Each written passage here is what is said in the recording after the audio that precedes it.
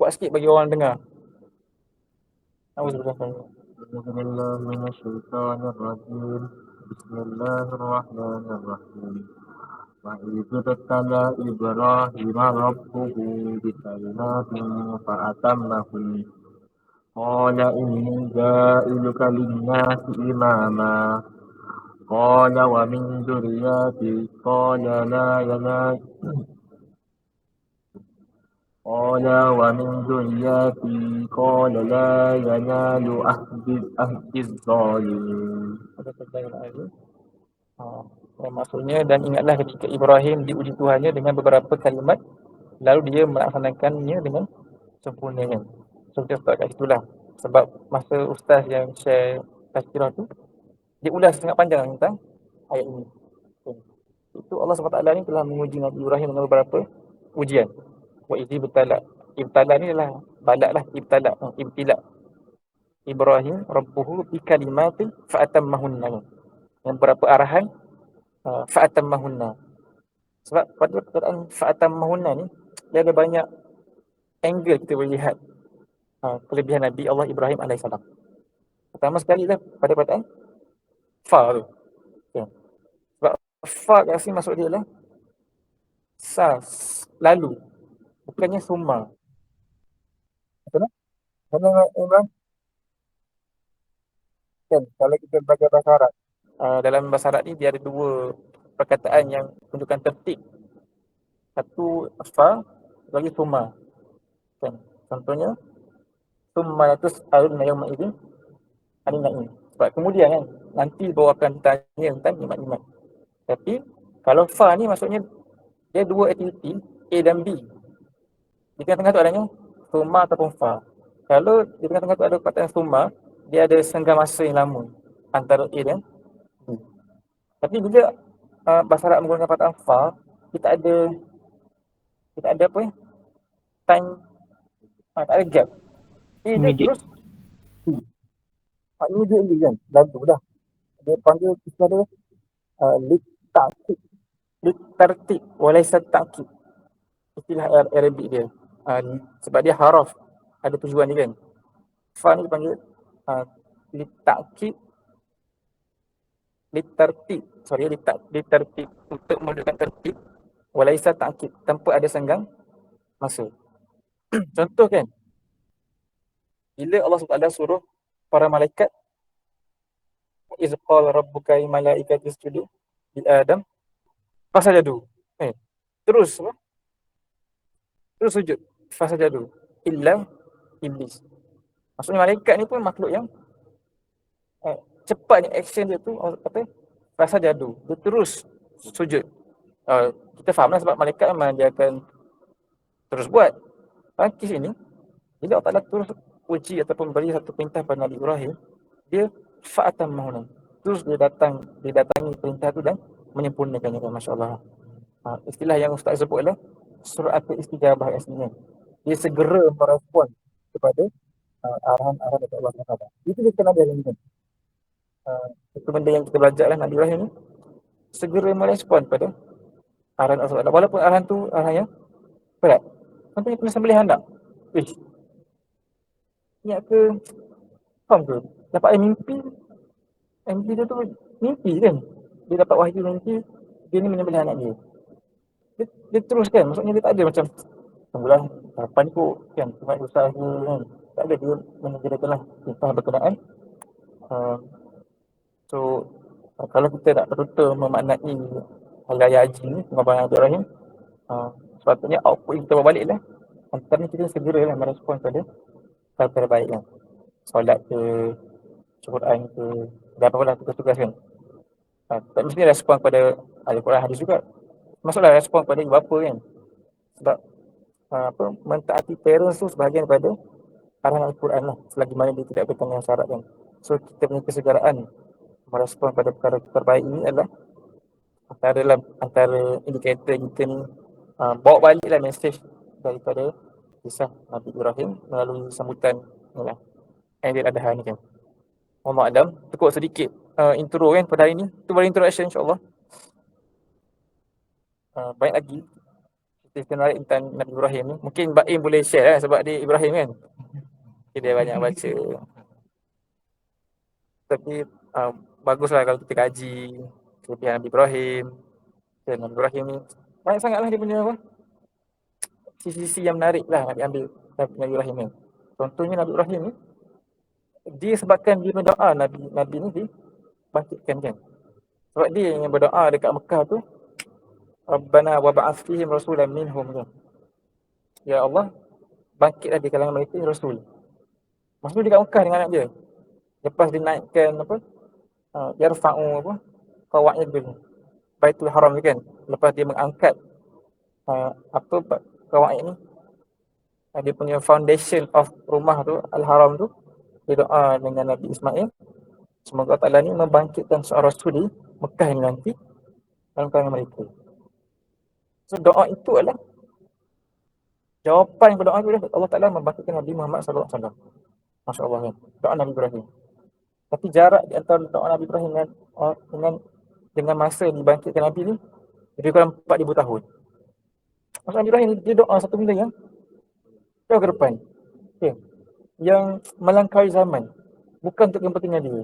Tapi untuk kepentingan orang itu, orang kat situ di masa hadapan. Dahsyat dia panggil Nabi yang berwawasan jauh kan. Dia tak ada minta benda-benda yang dapatlah aku ni rezeki banyak, kerja okey dia doa macam tu kan. Tapi doa Nabi dia melampaui zaman lah dan melangkaui kepentingan pribadi semata-mata kan. Banyak lagi lah angle best tentang Nabi Ibrahim ni. Dia dengan isteri dia, dengan 2 orang kan. Cerita macam mana dia tinggalkan Hajar dengan Ismail pun best lah. Kita baca hadis tu kan. Yang Hajar tanya dia kan, kenapa tinggal kami ni? Nak pergi mana ni? Dia senyap, dia diam je. Kan? Sampailah Hajar kata, Allah merakah, adakah Allah yang memberikan engkau perintah ini? Oh dia kata, na'am ya, inilah perintah tak ada kan. So banyak lagi yang lain. Yang kalau kita ni cari lah banyak lah. Masa tu buku bagus lah masa kan cerita tentang Nabi Ibrahim ni. Buku Qasasul Anbiya tulisan Syekh Mutawalli Sya'rawi ni. Mutawalli Sya'rawi ni menulisan mufassir Mesir. Dia tafsir Sya'rawi. Tapi dia ada satu buku, koleksi buku-buku Qasasul Anbiya daripada Al-Quran. So dia menceritakan setiap Nabi-Nabi ni based on ayat Quran. So best dia ulas tentang Nabi Ibrahim. Susah cari buku tu. Buku tu pernah ada kat rumah tapi dulu pernah beli beberapa Nabi punya buku, tapi tak jumpa kat orang sekarang. Mungkin hilang ataupun dah makan kan. Tapi best lah sebab Syekh Sya'rawi ni dia memang pakar bahasa. Tafsir bahasa lah banyak. Dan yang meninggal lah. Mutawalli Sya'rawi pun. Buku tu ada kat kedai kalau cari. Mesti ada insyaAllah ada. Ataupun search lah Qasasul Anbiya Mutawalli Sya'rawi pun. Ada banyak lagi orang tulis tentang Nabi Ibrahim, tapi mungkin dia tulis angle sirah ke apa kan. Yang ni dia tulis berpandukan Al-Quran tu best. Apa guys? Tak? Ini bro. Baring. Ada gaya. Habis lah. Ambil air tu. Minum sikit. Mesti membeli apa? Tenaga. Ambil air tu. Atau ambil air duduk.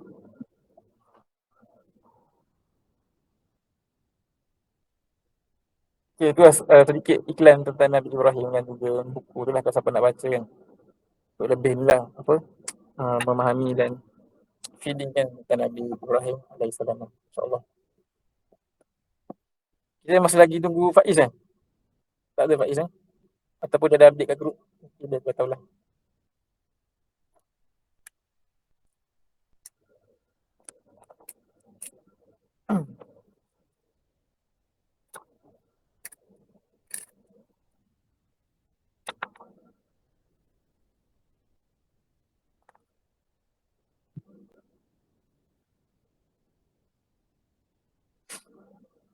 So insyaAllah kita akan sambung kita punya ni share Al-Quran dan Zikr boleh apa yang ada share bagus juga lah supaya Ibrahim ke yang lain boleh masih kita kena beri lah betul ada buka dari buku boleh yang baik surah buku sekarang beri seorang okay. Oh, itu betul lah. Sangat okey. Ha? Tak, tak. Oh, itu betul. Nanti kalau nanti berat yang awak. Banyak rasa berat yang awak paling-paling. Itu betul okey. Kalau biasa ringan sikit awak. Mula kalau kita banyak part. Kita banyak. Dulu tak pakai intro je kalau saya belajar dulu. Jadi, dah tak biasa. Besar. Dah tak je lah. Kan, supaya taklah kita apa. Lost kan. Bila baca kat sini, banyak je kan. Kalau kita tulis, dan highlight mana word yang banyak bagus tu. Lama dah dekat Jerman pun ada pun boleh lah kan. Supaya nampak lah tulisan-tulisan Melayu dan nama dia tulis di kanan dia macam selalu ni. Itulah.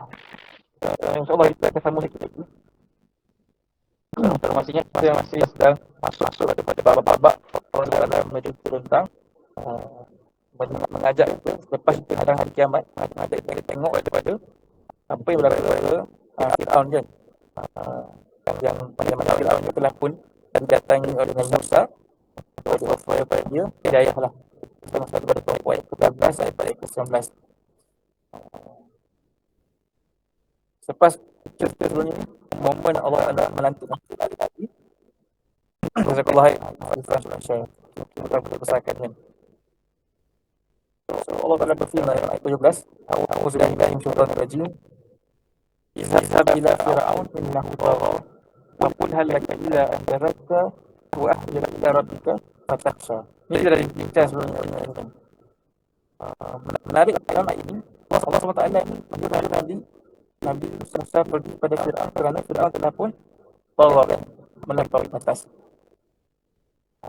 Sampai tak dia tulis dia adalah Tuhan kan. Itu bukan sahaja Allah Ta'ala suruh, tapi Allah Ta'ala ni dalam ayat ini kan, dia mendetailkan arahan tu. Kata apa? Fakul al-laka. Sampai skrip apa nak salah kita kat awal tu pun Allah Ta'ala pun disediakan. Ini apa? Katakan kepada dia, al-laka tidak ada apa. Katakan kepada dia, engkau suka aku ilmu supaya membersihkan diri. Wallahu a'lam, tak ada kesaksian. Apa Allah Ta'ala mendetailkan arahan ni. Tapi mungkin sebab tadi Nabi Musa kan dia ada isu nak bercakap dengan apa? Malaikat kan. Dia ada isu delay kan. Dia ada kan. Dia susah nak apa? Melafazkan kata-kata. Mungkin dengan bagi sikit macam ni, mampan dia nak mengatakan isu. Sebenarnya satu sikit yang kita belajar kan. Kalau kita tak mampan daya menyusun keadaan, sebab sikit lah. Jadi, bagi sebelum lagi bagi jihad, kita buat delay tu supaya kita boleh sambung dalam kita tu.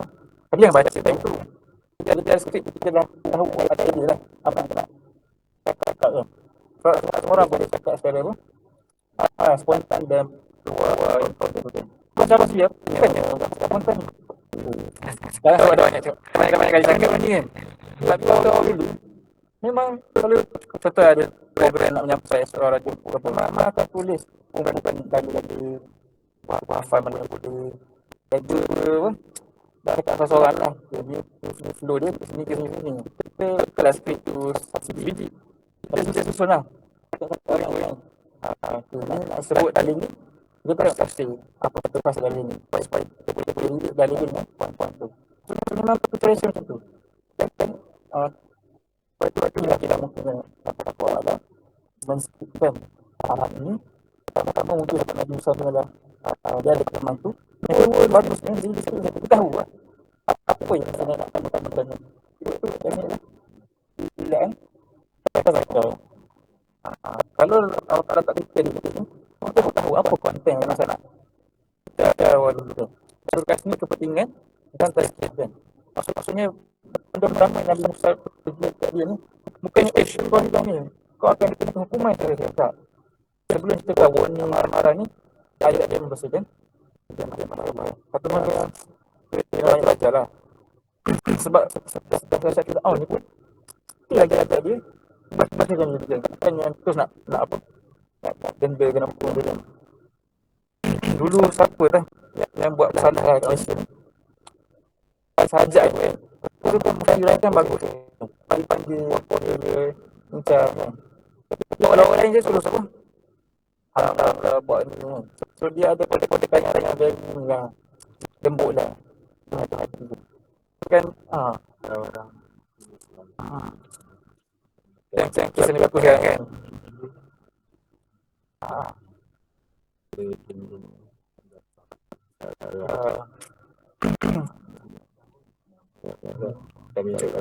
Pasal lah kan. Dia terpaksa tengok orang tu lah. Kalau orang tu first time kat main kan. Kita boleh ajak bintang tu. Dia memang dia buat yang dia memang dikenali dengan sifat dia tu.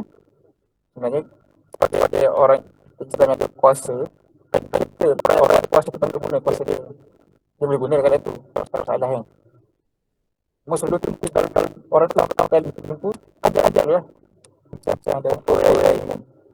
Tapi kalau dia memang dikenali betulnya, you are betul kan. Baru ni siapa? Nama dia P. Ramasamy. Kenal Ramasamy. Cik kita dah. Ramasamy ni dia apa? Dia DAP, parti DAP India. Timbalan Ketua Menteri Pelatina.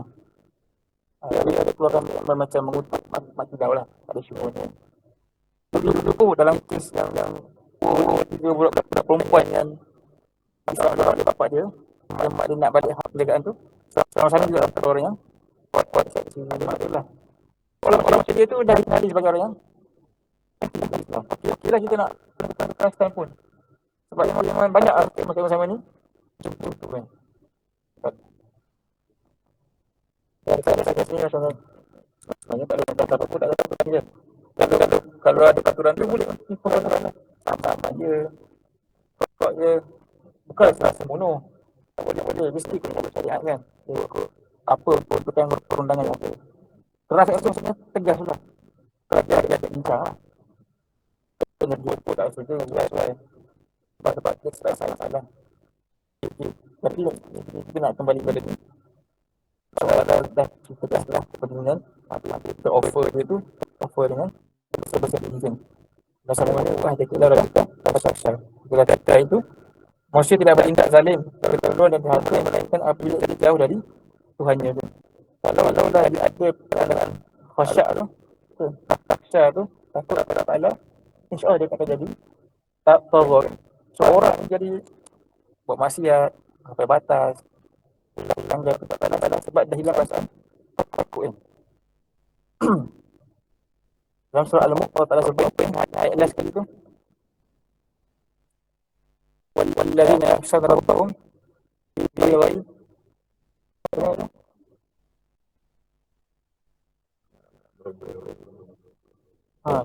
innal ladzina yakhshawna rabbahum bil ghaib maghfiratun maksudnya dekat sini penting melatih diri kita ni perasaan kepada Allah Ta'ala dalam keadaan terbuka ataupun tertutup ya.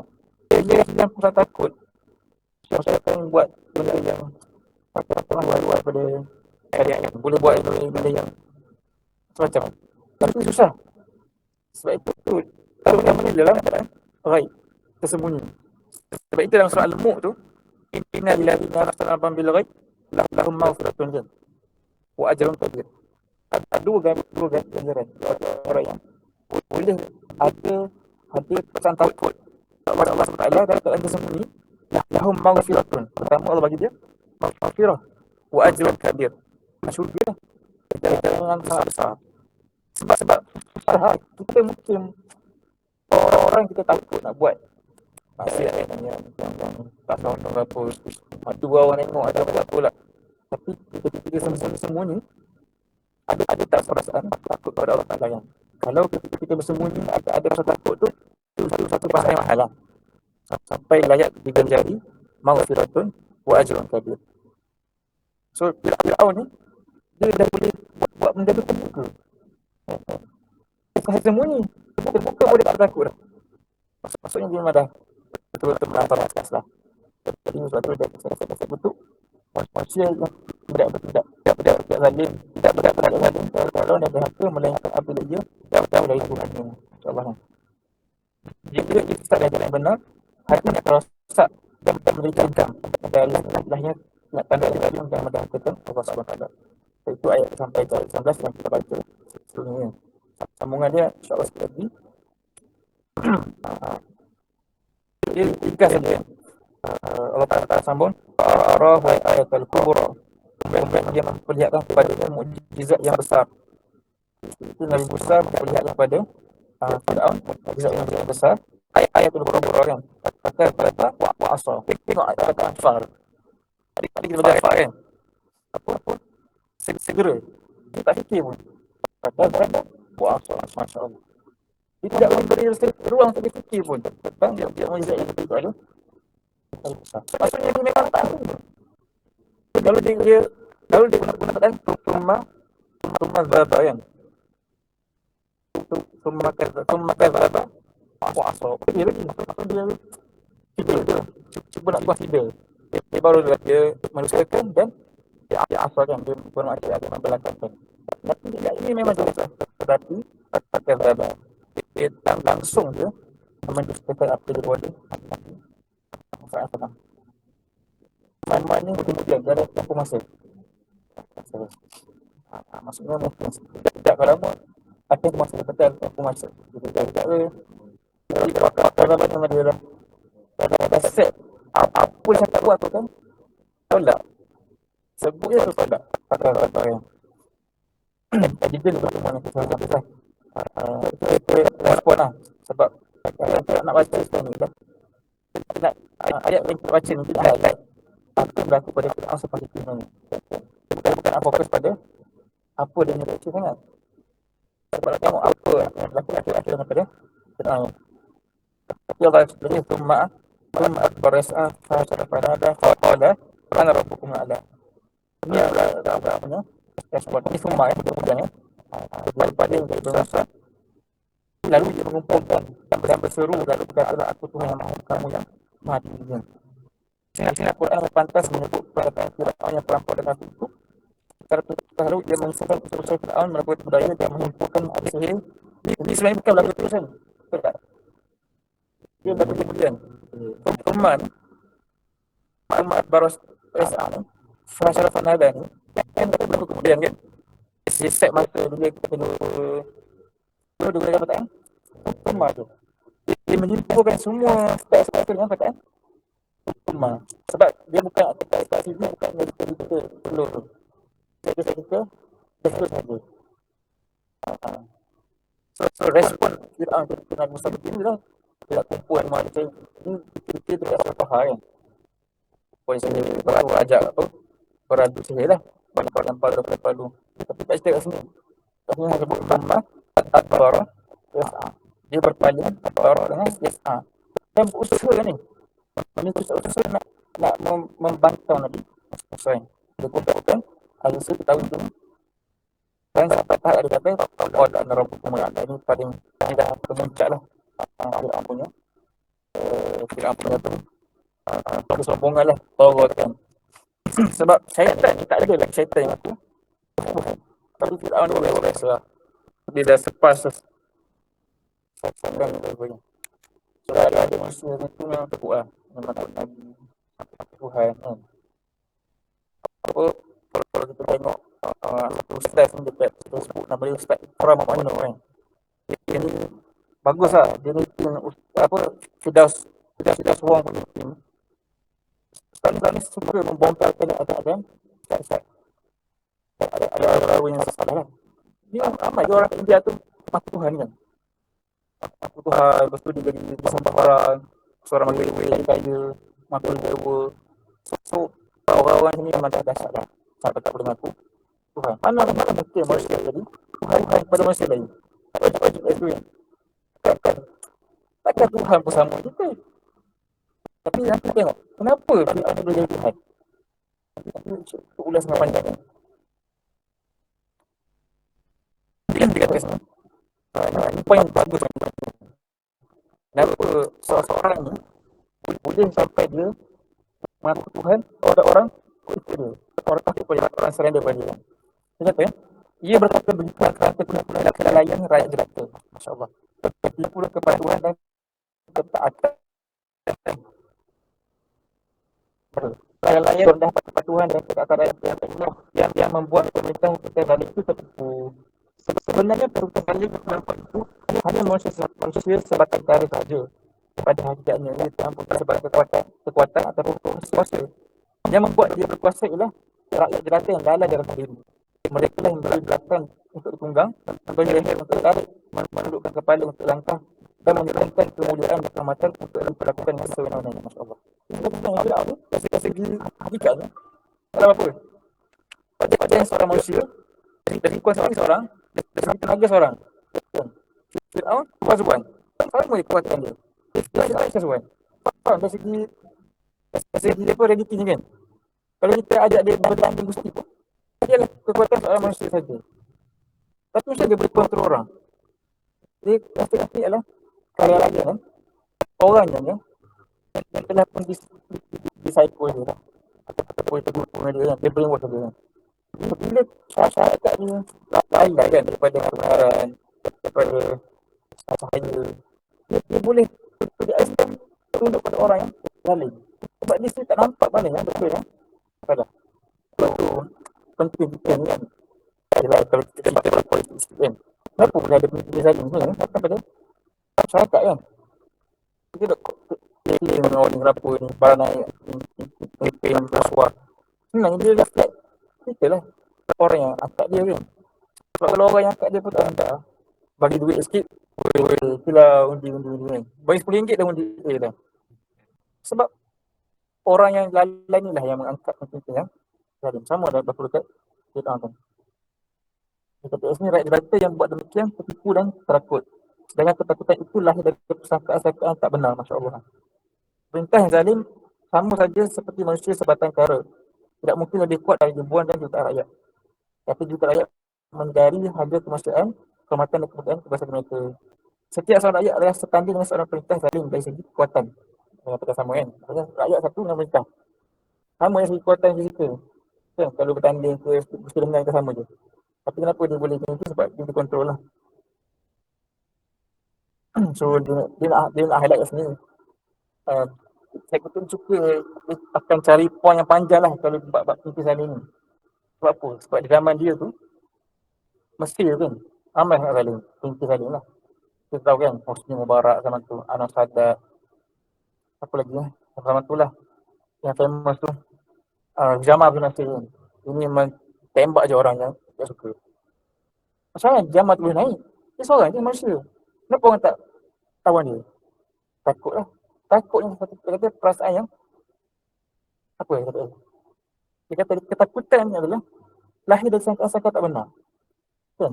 Kenapa kita takut nak lawan orang yang buat salah? Kita datang takut tu sebab sangkaan tu lah. Kalau aku lawan ni kan tentang scholarship. Kalau aku takut lawan ni kan orang kata aku ni asli. Prasangka tu kita takut kan. Jadi kita pun membiarkan orang buat kezaliman. Kita nampak orang nak tegur lah orang tu buat maksiat kan. Katanya dia apa, kezina, apa yang special. Datang sangkaan sebelum kita tegur tu. Sangkaan dan dia develop perasaan takut yang tak benar lah. Sama juga bila kita macam tu, kita akan biar lah. Benda tu terus salah kan. Sebab tu kenapa orang boleh biar sampai tahap dia aku Tuhan. Sepatutnya dah ni lah. So Muslim yang sensitif ni dia akan lawan lah kan. Kalau Malaysia tak betul. Tapi masa Malaysia bagus lah sebab dia ada lagi masyarakat yang lawan tu. Nanti bila komedi tu kan. Tengok bila dia share, dia orang kena charge, kena bayar apa, jaminan guaman tu RM40,000 kan. So bila Malaysia kini post komen-komen tu, orang tu pada muka-muka. Maksudnya orang sensitif lah. Tak ada orang pro dia orang ni. Benda tu bagus. Maksudnya rakyat kita ni orang yang ada lagi good values lah. Kan dalam benda yang macam ni dia orang tak suka. Walaupun non Muslim sendiri kan. Sebab dia hingga agama bukan macam tu kan. Tapi itu satu story baru. Part-part lain maksudnya kalau kita nak angkat pemimpin yang soleh, pemimpin yang beriman kan. kita nak pimpin. Kita dulu kena buat sebenarnya. Kan, kita dulu kena menciptakan dulu kepada orang kepentingan Islam, kepentingan apa Islam kena pimpin macam ni kan. Sebab inilah majoriti of us lah orang yang memilih kan. Surah sana.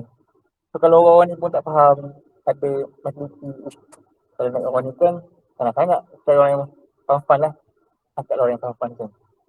So, kita lah kena membentuk dulu lah pemikiran-pemikiran orang lain sama seperti dengan Al-Quran lah. Barulah yang atas tu akan berubah kan. Sebab qala ana rabbukum ada, dia tidak akan mengeluarkan kata-kata itu jika dia tahu rakyat jelata ini sedar mempunyai kemuliaan diri dan beriman kepada Allah.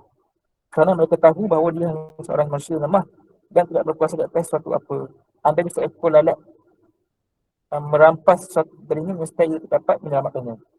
Nak kata lemah tak lemah Fir'aun ni, kalau lalat rampas nanti padanya, Fir'aun tak dapat balik kan. Faham ke perumpamaan ni? Nak kata yang Fir'aun tak apa pun sebenarnya. Dia kan panggil ahli sihir yang tolong support dia kan. Bukan dia buat sendiri pun. Kenapa ahli sihir tu tak lawan dia pelik kan? Sebab bukan dia yang pandai sihir. Ahli sihir yang pandai sihir. Tapi pandai dia mempergunakan brainwash. Manusia lemah sebenarnya. Sebab kalau lalat, ini adalah perumpamaan Al-Quran sebenarnya. Saya kutip guna kat sini. Dia kata kat sini apa? Jika seekor lalat merampas sesuatu darinya, nescaya dia tak dapat menyelamatkannya. Lalat ni kan, once dia ambil benda kita, dia nak balik kat dia. Tak tahu tak susah kan? Kata kita ada kuih. Ada kuih dalam meja. Kata lalat bukan. Ambil sikit lah. Satu pun. Dia punya sumuk tu satu nap lah. Sikit sangat kan. Tapi ambil lah. Kita bilang balik. Tak boleh ambil. Nak kata kita ni very lemah ni kan. Kenapa saya kutipkan nama ni? Sebab ini daripada Surah Al-Baqarah ni. Pasal lalat ni. Kan? Ayat berapa dah Surah Al-Baqarah? Pasal lalat ni. Cuba cerita. Cuba cari. Perumpamaan pasal lalat ni. Ada Surah Al-Baqarah. Last kali dulu. Nyamuk. Nyamuk kan? Lalat. Dia awal-awal lagi Surah Al-Baqarah tu. Lanjut masalah. Baru dah. Tak satu. Tak satu tu ke? Tak bukannya. Cuba enam. Tapi nyamuk ada dia.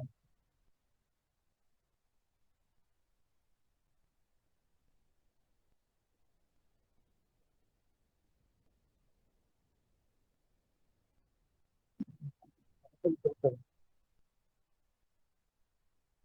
Tapi ada ayat lalat kan? Tak ada ayat lalat. Tapi betul lah ayat ni lah. Pasal nyamuk lah. Cuma nak.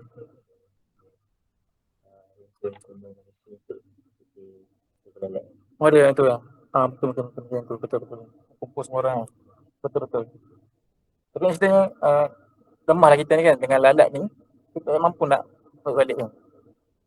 Nak kita betapa lemah lah. Fir'aun tu pun sendiri lah. Tapi macam mana orang boleh kontrol ni? Sebab orang tu sendiri lah.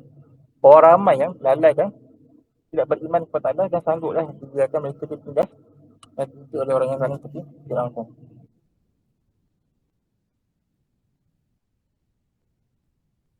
Okay. Dia nak sambung kat sini lah. Apa yang berlaku dekat Fir'aun kan. Itu kesan daripada tak beriman tu, maka datanglah ayat berikutnya menceritakan pengakhiran kepada Fir'aun yang hebat itu. Wallahu alam. Saya kata nanti Allah. Sebenarnya kita masih lagi nak tengok surah ini dalam konteks beriman pada hari akhirat kan. Sebab kita kena faham dia sedang turun kepada orang Quraisy sangat degil yang tak nak beriman kepada Allah, yang mereka ni majoriti terdiri daripada para pemimpin disebut sebagai Al-Malak, para pemuka-pemuka Quraisy kan. So Allah cerita tentang Fir'aun yang jauh lagi hebat dari kepimpinan mereka kan. Fir'aun ni dia boleh buat apa? Very advanced engineering. Dia ada istana, sungai mengalir bawah dia. Boleh dahsyat. Kan? Macam mana kita boleh buat kan tu? Kita tak boleh buat. Adalah kita masih terapung kan. Tapi tak ada lagi istana dekat Malaysia ni, sungai mengalir bawah istana tu. Katanya dia punya kejuteraan tu lagi ke depan lah. Orang Quraisy pun tak ada benda tu. Tapi kita macam cerita bahawa bila dia tak beriman kepada Allah, dia pun diazab oleh Allah SWT kan. So, Allah Alam lah. Kita tengok nanti sambungan dia. Sebelum lagi kita punya proses ni, tak apa insyaAllah. Kita akan sambung pada ayat 25 dan 26 pada sesi yang berikutnya insyaAllah. Surah An-Nazi'ah ya.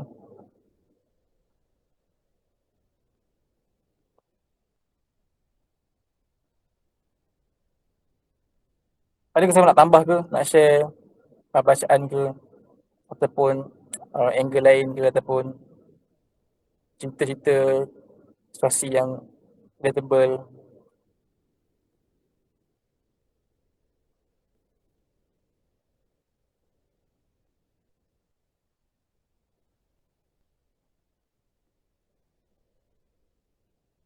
Ada tak ada? Ada tak ada?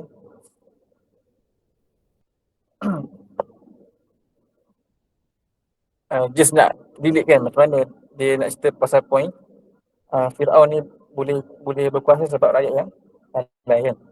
Kalau kita follow berita terbaru ni lah, dekat Sri Lanka kan, bila dia dah bankrupt, barulah orang tu pergi serang Prime Minister Office. Mereka bakar, pergi mandi kat swimming pool. Sebab mereka geram daripada Perdana Menteri dia yang corruption ni. Maksudnya mereka boleh buat macam tu, kalau mereka sedar. Tapi lambat sedar kan. Lambat sedar sampai orang tu dah kaya semua, lari jauh. Kalau rakyat tu sedar awal, mesti pemimpin tu tak akan buat jahat kan. Dia dah ikut peraturan. Sama macam Fir'aun ni. Sebab kan rakyat tak decide. Bani Israel tu dah. Bani Israel ni satu bani yang terlalu lama diperhambakan. Sampai dia jadi hamba yang hamba lah. Kan yang dia kalau dia ada cerita menarik lah. Cerita ni tak sure betul-betul kan. Macam ada satu British ni dulu, dia cerita gambaran macam mana orang ni diperhambakan. Dia menghambakan orang-orang lah jadi kuli kan. Sampai tahap dia rasa nak bebaskan orang ni. Nak lepaskan orang ke bandar-bandar. Nak freekan mereka ni daripada estate tu ke bandar-bandar, mana mereka hidup sendiri kan. So sampai hari tu, orang-orang ni semua dibebaskan. Bila diorang pergi bandar, diorang tak boleh nak survive. Susah hidup bandar ni. Mana cari makan. Maka balik-balik kepada toket-toket ni dengan apa? Dengan suci hatinya nak serahkan diri jadi hamba. Lebih selamat dan lebih selesa jadi hamba. So nak kata Bani Israel ni macam tu. Sebab terlalu lama diperhamba akan di Mesir ni kan. Sampai dia lali lah jadi dia hamba je lah. Tak berani lawan Bani Fir'aun tu. Fir'aun tu.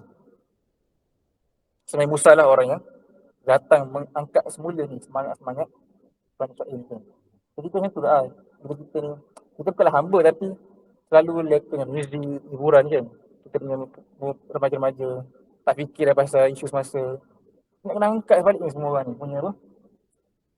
Semangat, fahaman, kepedulian. Sebab dunia kita ni, TikTok, phone terlalu apa? Melegakan lah. Terlalu menselesakan. Sebab tu orang Malaysia ni dia selesa lah walaupun susah. Kalau banding Indonesia yang banget, sebab susah. Kita selesa kita sendiri. Kita ni susah nak angkat kita semangat ni kan. So sebab itu Fir'aun ni boleh kontrol Bani Israel. Sebab mereka dah terlalu lama diperhambakan. Tengok dekat Sri Lanka kan. Yalah, itu cerita lain, point lain kan. Dia adalah angle politik. Tapi orang tu boleh lawan apanya. Sebab kekuatan sama. Satu orang Perdana Menteri, bersegi kekuatan sama dengan satu orang rakyat. Tapi dorongan dia tu lain lah. Itu dorongan iman. Dorongan ekonomi kan. Sekarang ni kita nak bangkit ke orang dengan dorongan iman tu. Dia nak bangkit melawan kezaliman sebab iman. Bukan sebab ekonomi. Bukan sebab lapar. Bukan. Tapi sebab ini salah ni. Ini salah ni against syariat. Dia ada kita perasaan tu sendiri. Yang rasa tergerak nak tegur orang. Nak ataupun nak menyantuni orang. Nak kita jumpa kawan baru yang sebelah kita. Kalau kita rasa bagus dia ni. Kalau kita Islam mungkin dia ada jadi. Dan nak semua orang dunia. Tak. Nama apa dorongan tu. Kalau kita ada semangat tu, kita tegur semua orang lah. Salam semua orang. Kalau orang tu macam haji atau sadat kan. Dia baik tapi dia mungkin tak ada lagi apa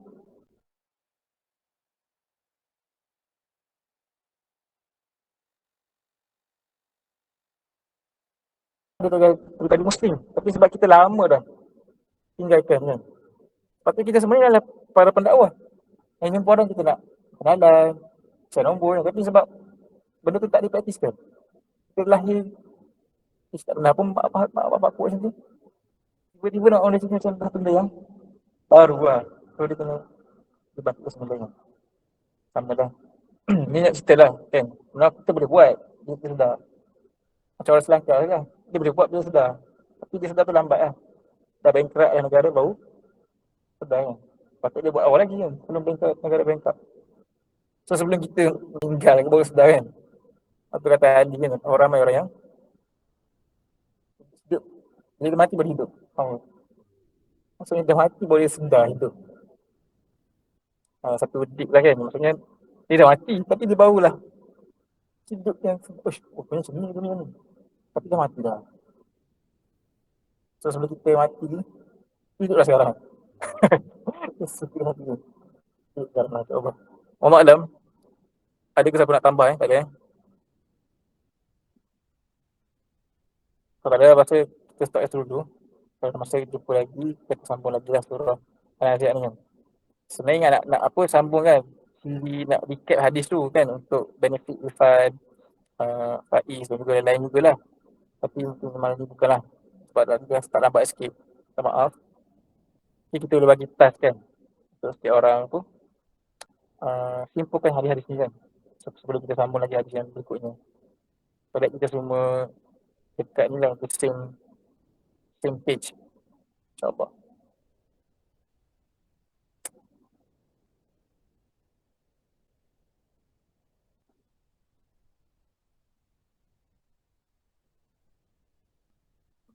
So masa itu saja untuk hari ni insyaAllah. Ada ke siapa nak share apa? Uas dah okey saat ni. Baring lah Uas, baring tu.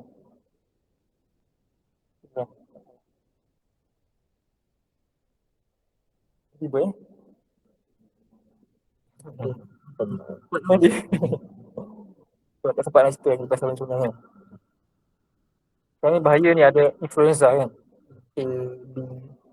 So kalau macam ni asal okey, dia klinik lah. Kena ada sikit. Ada nak share apa tak? Sebelum kita ni. Apa lah nak share apa ada ke?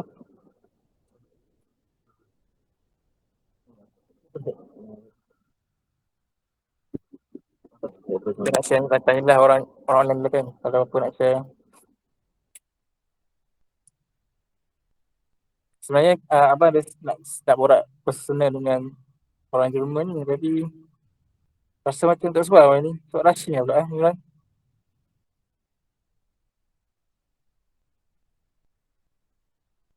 Mungkin boleh ni lah sekarang lah kan. Kalau ada apa-apa nak share dulu. Untuk sesi tu kita mungkin set lagi lah. Tak kena balik segera lah ada hal. Tapi in the meantime ni boleh lah siapa nak share apa kalau ada.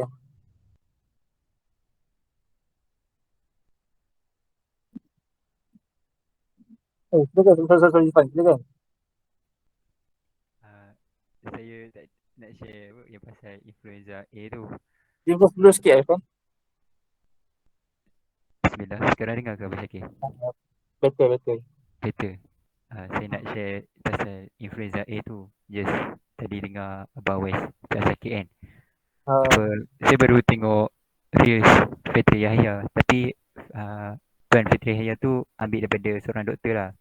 Tapi legit ataupun tidak tu tak tahulah. Tapi yelah kot Fitri Yahya dia ambil daripada seorang doktor. Doktor tu kata influenza A ni dia kata, doktor tu kata bahaya tahap ambil Panadol pun tak reda-reda. Maksudnya sebab doktor tu kata kanak-kanak yang datang klinik, datang hospital kalau cek suhu 39, 40. So yelah hari tu junior saya pun waktu tu bulan Jun, hujung bulan Jun junior saya kena influenza A, masuk hospital. Lepas tu dah habis tu dia tak balik asrama, dia terus ke rumah sebab takut berjangkit. So yelah, dah habis COVID, sekarang kita berhadapan dengan satu